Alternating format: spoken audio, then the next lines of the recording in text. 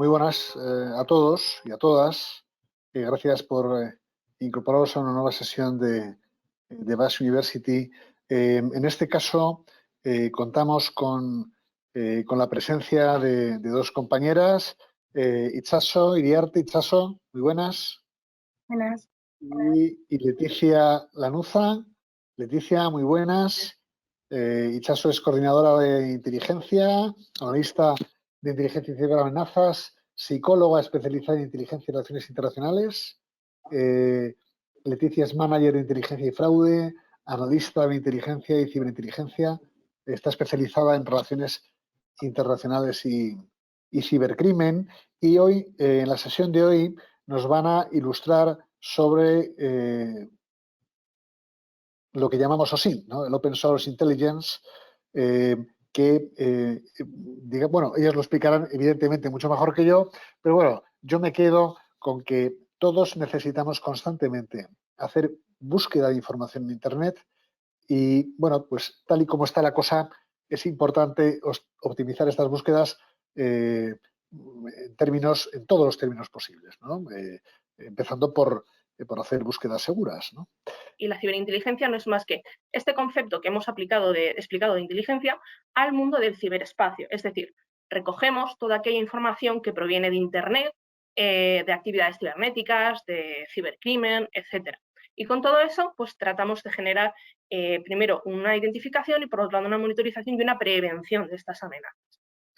Es necesario tener en cuenta que dentro de la inteligencia, dependiendo de la fuente de la que provenga, existen muchos tipos de inteligencia diferentes, ¿vale? Un ejemplo que encontramos es HUMINT, que es Human Intelligence. Es la información que yo extraigo hablando con personas, entrevistándolas o utilizando técnicas un poco más manipuladoras para extraerles información. Tenemos, por ejemplo, SIGINT, que es la interpretación de señales, o IMINT, que es al final la información que se extrae de imágenes, la interpretación de imágenes. ¿Vale? Pues son diferentes tipos de inteligencia. Entonces, ahora sí que sí. ¿Qué es OSINT? OSINT es Open Source Intelligence. Esto quiere decir que es la inteligencia que extrae todos sus datos de fuentes abiertas. Entonces, ¿qué son fuentes abiertas? Son todas aquellas fuentes que son accesibles en Internet. Aquí podemos ver una pequeña clasificación de diversas fuentes desde las que podemos extraer datos. ¿Por qué? Porque Internet es absolutamente masivo, entonces hay que acotar esto un poquito. ¿De dónde podemos extraer información? Pues podemos extraer información de foros, de blogs, de redes sociales que hoy en día se utilizan muchísimo, de medios de comunicación, como pueden ser periódicos, como pueden ser revistas digitales, informes gubernamentales, de páginas gubernamentales, ruedas de prensa, incluso del ámbito académico, todos los trabajos de fin de grado, fin de máster, conferencias, revistas académicas, o incluso datos que provienen de las propias empresas, informes que se hacen públicos, sectoriales o evaluaciones financieras, bases de datos. Todo eso son un grupo de fuentes que nos van a dar diferentes tipos de información dependiendo de lo que estemos buscando y que nos van a ayudar a entender ese contexto que estamos buscando entender. Por otro lado, tenemos buscadores más específicos que hablaremos en una tercera parte, que están enfocados a información concreta. Por ejemplo, tenemos SODAN, que permite escanear dispositivos que se encuentran conectados a Internet, NameCheck, que es una de las herramientas que os vamos a mostrar hoy, que permite comprobar si un nombre de usuario está disponible en varios servicios online como redes sociales, y TimeIO Google Imágenes, que hoy no vamos a ver sobre él, pero nos permite hacer búsquedas de imagen al reverso. En plan, tú pones la imagen y te sale posibles sitios de donde esa imagen ha sido localizada. Que eso está bien para las fake news. Por ejemplo, nos llega una imagen de alguien que está haciendo, bueno, que igual de algún acto terrorista, que pone que es actual, lo buscamos con estas técnicas y vemos que igual es hace 10 años, pero se supone que es actual para nosotros. Si no tenemos en cuenta ese tipo de cosas, podemos caer muy fácilmente en una fake news. Por otro lado, vamos a hablar de los buscadores por países. Aquí utilizamos Google, la mayoría de los que estamos conectados seguro. Pero en otros países hay que tener en cuenta que se utilizan otros buscadores que son la moda, que es lo que utilizan. Entonces tenemos Yandex, que es de Rusia, Baidu, que es de China, Naver, que es de Corea del Sur.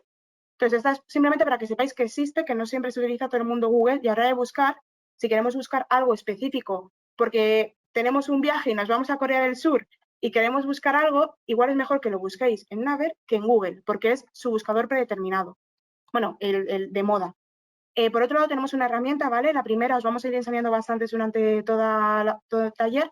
Aquí podemos ver, ponéis por el país, se ve que es Select Country, seleccionáis el país y os van a salir las redes sociales y también buscadores más comunes en ese país. Para también, si tenéis que viajar o estáis haciendo una investigación o por cualquier tema, podéis ver cuál es el adecuado para que así intentéis tener información más deseable para vosotros, porque hay que tener en cuenta qué es lo que se indexa dentro del buscador. Entonces, igual hay cosas que se indexan en un buscador que no se indexan en el otro. Ahora, como vamos a ver en los ejemplos, si ponemos nativo en Yandex, lo que nos sale son las 2 páginas oficiales y el LinkedIn.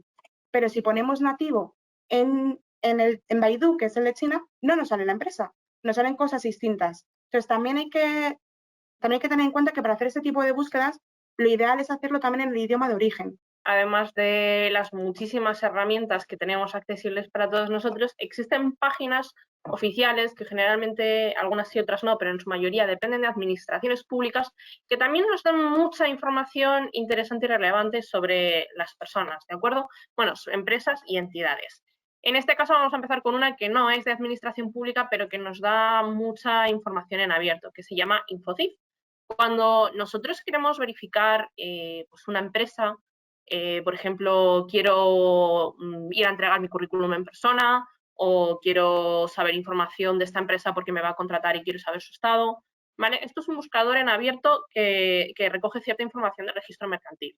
De esta manera, si nosotros ponemos el nombre de la empresa, su razón social, su CIF, etcétera, nos va a dar una serie de información que vamos a ver ahora de forma práctica más adelante.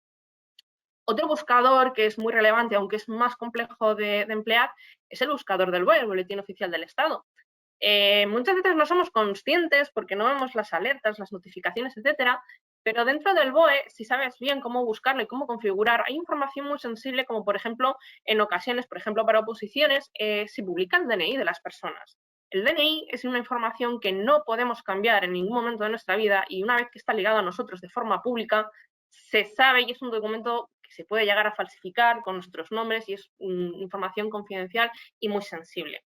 Entonces, este tipo de buscadores son muy sensibles, a la vez también un poco complejos de buscar. Por ejemplo, hay otro tipo de buscador que es el Testra, a través del cual podemos buscar multas que nos han puesto a nuestro vehículo. Si yo por un casual sé la matrícula de un coche, podría incluso buscar si esa persona tiene multas o si están a su nombre, con lo cual ya podemos ir haciendo pequeñas correlaciones acerca de, por ejemplo, una persona y sus vehículos.